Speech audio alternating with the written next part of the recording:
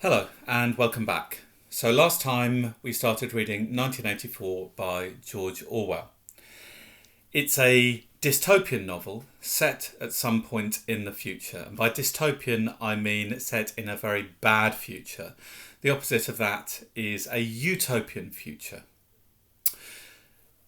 The protagonist, the hero if you like, is Winston Smith. And last time we discovered that he had bought a diary and a pen and was about to start writing a diary. Now, clearly, this is a very subversive act, which means that he would be at risk of imprisonment or death. So he's there about to start writing his diary. For some time, he sat gazing stupidly at the paper. The telescreen had changed over to a strident military music.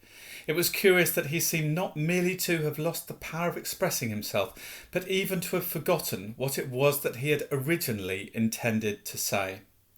For weeks past he had been making ready for this moment, and it had never crossed his mind that anything would be needed except courage. The actual writing would be easy.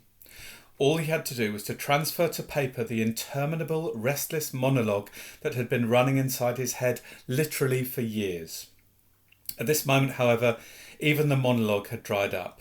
Moreover, his varicose ulcer had begun itching unbearably. He dared not scratch it, because if he did so, it always became inflamed. The seconds were ticking by. He was conscious of nothing except the blankness of the page in front of him, the itching of the skin above his ankle, the blaring of the music, and a slight booziness caused by the gin. Suddenly he began writing in sheer panic, only imperfectly aware of what he was setting down. His small but childish handwriting straggled up and down the page, shedding first its capital letters and finally even its full stops. April the 4th, 1984. Last night to the flicks, all war films. One very good one of a ship full of refugees being bombed somewhere in the Mediterranean. Audience much amused by shots of a great huge fat man trying to swim away with a helicopter after him. First you saw him wallowing along in the water like a porpoise, then you saw him through the helicopter's gun sights, then he was full of holes and the sea around him turned pink and he sank as suddenly as though the holes had let in the water. Audience shouting with laughter when he sank. Then you saw a lifeboat full of children with a helicopter hovering over it. There was a middle-aged woman, might have been a Jewess, sitting up in the bow with a little boy about 3 years old in her arms. Little boy screaming with fright and hiding his head between her breasts as if he was trying to burrow right into her, and the woman putting her arms around him and comforting him, although she was blue with fright herself, all the time covering up as much as possible, as if she thought her arms could keep the bullets off him. Then the helicopter planted a 20-kilo bomb in among them, terrific flash, and the boat went all to matchwood. Then there was a wonderful shot of a child's arm going up, up, up, right up into the air. A helicopter with a camera in its nose must have followed it up, and there was a lot of applause from the party seats. But a woman down in the parole part of the house suddenly started kicking up a fuss and shouting. They didn't ought to have showed it, not in front of the kids. They didn't. It ain't right, not in front of the kids. It ain't until the police turned her out. I don't suppose anything happened to her. Nobody cares what the parole say. Typical parole reaction. They never. Winston stopped writing, partly because he was suffering from cramp. He did not know what had made him pour out this stream of rubbish. But the curious thing was that while he was doing so, a totally different memory had clarified itself in his mind to the point where he almost felt equal to writing it down. It was, he now realised, because of this other incident that he had suddenly decided to come home and begin the diary today. It had happened that morning at the ministry, if anything so nebulous could be said to happen. It was nearly 1100, and in the records department where Winston worked, they were dragging the chairs out of the cubicles and grouping them in the centre of the hall, opposite the big telescreen, in preparation for the 2 minutes hate. Winston was just taking his place in one of the middle rows when two people whom he knew by sight but had never spoken to came unexpectedly into the room. One of them was a girl whom he often passed in the corridors. He did not know her name, but he knew that she worked in the fiction department. Presumably, since he had sometimes seen her with oily hands and carrying a spanner, she had some mechanical job on one of the novel-writing machines. She was a bold-looking girl of about 27, with thick dark hair, a freckled face, and swift, athletic movements. A narrow scarlet sash, emblem of the Junior Anti-Sex League, was wound several times around the waist of her overalls, just tightly enough to bring out the shapeliness of her hips. Winston had disliked her from the very first moment of seeing her. He knew the reason. It was because of the atmosphere of hockey fields and cold baths and community hikes and general clean-mindedness which she managed to carry about with her. He disliked nearly all women, and especially the young and pretty ones. It was always the women, above all the young ones, who were the most bigoted adherents of the party, the swallowers of the slogans, the amateur spies and nosers out of unorthodoxy.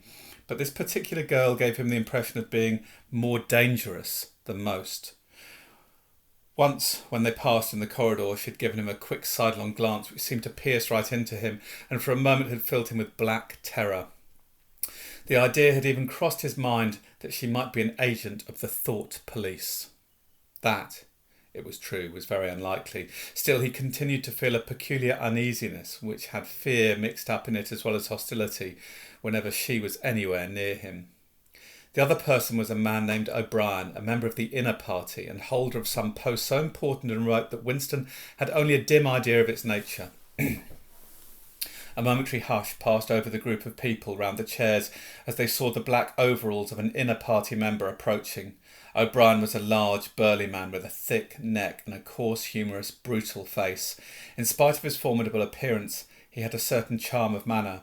He had a trick of resettling his spectacles on his nose, which was curiously disarming, in some indefinable way, curiously civilised. It was a gesture which, if anyone had still thought in such terms, might have recalled an 18th century nobleman offering his snuff-box. Winston had seen O'Brien perhaps a dozen times in almost as many years. He felt deeply drawn to him, and not solely because he was intrigued by the contrast between O'Brien's urbane manner and his prize-fighter's physique. Much more it was because of a secretly held belief, or perhaps not even a belief, merely a hope, that O'Brien's political orthodoxy was not perfect. Something in his face suggested it irresistibly. And again, perhaps it was not even unorthodoxy that was written in his face, but simply intelligence. But at any rate, he had the appearance of being a person that you could talk to, if somehow you could cheat the telescreen and get him alone. Winston had never made the smallest effort to verify this guess. Indeed, there was no way of doing so. At this moment, O'Brien glanced at his wristwatch, saw that it was nearly 1100, and evidently decided to stay in the records department until the 2 minutes hate was over. He took a chair in the same row as Winston, a couple of places away. A small, sandy-haired woman who worked in the next cubicle to Winston was between them. The girl with dark hair was sitting immediately behind. The next moment, a hideous, grinding screech, as of some monstrous machine running without oil, burst from the big telescreen at the end of the room. It was a noise that set one's teeth on edge and bristled the hair at the back of one's neck. The hate had started. As usual, the face of Emmanuel Goldstein, the enemy of the people, had flashed onto the screen. There were hisses here and there amongst the audience. The little sandy-haired woman gave a squeak of mingled fear and disgust. Goldstein was the renegade and backslider who once, long ago, how long ago, nobody quite remembered, had been one of the leading figures of the party, almost on the level with Big Brother himself, and then had engaged in counter-revolutionary activities, had been condemned to death, and had mysteriously escaped and disappeared. The programmes of the 2 minutes hate varied from day to day, but there was none in which Goldstein was not the principal figure. He was the primal traitor, the earliest defiler of the party's purity. All subsequent crimes against the party, all treacheries, acts of sabotage, heresies, deviations, sprang directly out of his teaching. Somewhere or other he was still alive and hatching his conspiracies, perhaps somewhere beyond the sea under the protection of his foreign paymasters, perhaps even, so it was occasionally rumoured, in some hiding place in Oceania itself. Winston's diaphragm was constricted. He could never see the face of Goldstein without a painful mixture of emotions. It was a lean Jewish face, with a great fuzzy aureola of white hair and a small goatee beard. A clever face, and yet somehow inherently despicable, with a kind of senile silliness in the long, thin nose, near the end of which a pair of spectacles was perched. It resembled the face of a sheep, and the voice too had a sheep-like quality. Goldstein was delivering his usual venomous attack upon the doctrines of the party, an attack so exaggerated and perverse that a child should have been able to see through it, and yet just plausible enough to fill one with an alarmed feeling that other people, less level-headed than oneself, might be taken in by it. He was abusing Big Brother. He was denouncing the dictatorship of the party. He was demanding the immediate conclusion of peace with Eurasia. He was advocating freedom of speech, freedom of the press, freedom of assembly, freedom of thought. He was crying hysterically that the revolution had been betrayed, and all this in rapid polysyllabic speech, which was a sort of parody of the habitual style of the orators of the party, and even contained newspeak words, more newspeak words indeed than any party member would normally use in real life. And all the while, lest one should be in any doubt as to the reality which Goldstein's specious claptrap covered, behind his head on the telescreen there marched the endless columns of the Eurasian army, row after row of solid-looking men with expressionless Asiatic faces who swam up to the surface of the screen and vanished to be replaced by others exactly similar. The dull, rhythmic tramp of the soldiers' boots formed the background to Goldstein's bleating voice. Before the hate had proceeded for 30 seconds, uncontrollable exclamations of rage were breaking out from half the people of the room. The self-satisfied sheep-like face on the screen and the terrifying power of the Eurasian army behind it were too much to be borne. Besides, the sight or even the thought of Goldstein produced fear and anger automatically. He was an object of hatred more constant than either Eurasia or East Asia, since when Oceania was at war with one of these powers it was generally at peace with the other. Don't forget, Ingsoc is part of Oceania.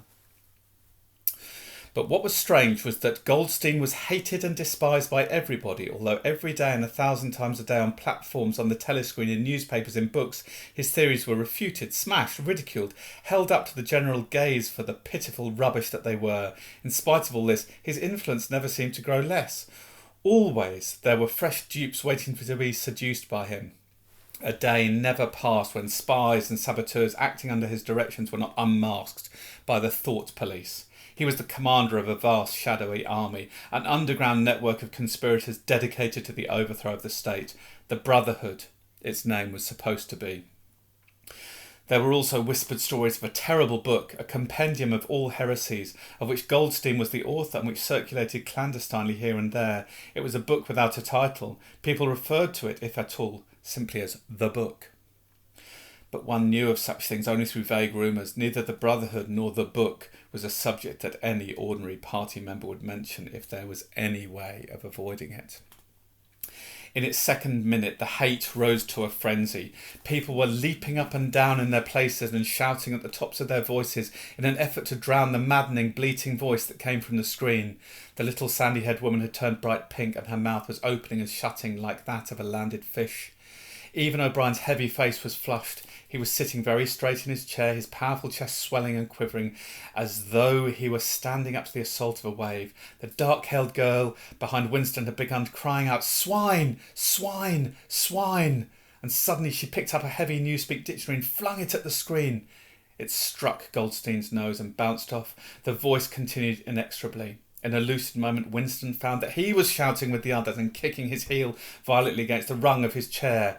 The horrible thing about the 2 minutes hate was not that one was obliged to act a part, but that it was impossible to avoid joining in. Within 30 seconds, any pretense was always unnecessary. A hideous ecstasy of fear and vindictiveness, a desire to kill, to torture, to smash faces in with a sledgehammer seemed to flow through the whole group of people like an electric current, turning one, even against one's will, into a grimacing, screaming lunatic. And yet the rage that one felt was an abstract, undirected emotion which could be switched from one object to another like the flame of a blow lamp. Thus, at one moment, Winston's hatred was not turned against Goldstein at all, but, on the contrary, against Big Brother, the party and the thought police. And at such moments his heart went out to the lonely, derided heretic on the screen, sole guardian of truth and sanity in a world of lies. And yet the very next instant he was at one with the people about him, and all that was said of Goldstein seemed to him to be true. All those moments his secret loathing of Big Brother changed into adoration. And Big Brother seemed to tower up, an invincible, fearless protector, standing like a rock against the hordes of Asia, and Goldstein, in spite of his isolation, his helplessness, and the doubt that hung about his very existence, seemed like some sinister enchanter, capable by the mere power of his voice of wrecking the structure of civilization. It was even possible at moments to switch one's hatred this way or that by a voluntary act, suddenly by the sort of violent effort with which one wrenches one's head away from the pillow in a nightmare. Winston succeeded in transferring his hatred from the face on the screen to the dark-haired girl behind him. Vivid, beautiful hallucinations flashed through his mind. He would flog her to death with a rubber truncheon. He would tie her naked to a stake and shoot her full of arrows like Saint Sebastian. He would ravish her and cut her throat at the moment of climax. Better than before, moreover, he realised why it was that he hated her. He hated her because she was young and pretty and sexless, because he wanted to go to bed with her and would never do so, because round her sweet supple waist, which seemed to ask you to encircle it with your arm, there was only the odious scarlet sash, aggressive symbol of chastity. The hate rose to its climax. The voice of Goldstein had become an actual sheep's bleat. For an instant the face changed into that of a sheep. Then the sheep face melted into the figure of a Eurasian soldier who seemed to be advancing, huge and terrible, his submachine gun roaring and seeming to spring out of the surface of the screen, so that some of the people in the front row actually flinched backwards in their seats. But in the same moment, drawing a deep sigh of relief from everybody, the hostile figures melted into the face of Big Brother, black-haired, black-mustachioed, full of power and mysterious calm, and so vast that it almost filled up the screen. Nobody heard what Big Brother was saying. It was merely a few words of encouragement, the sort of words that are uttered in the din of battle, not distinguishable individually, but restoring confidence by the fact of being spoken. Then the face of Big Brother faded away again, and instead the three slogans of the party stood out in bold capitals. War is peace. Freedom is slavery. Ignorance is strength. We'll leave it there.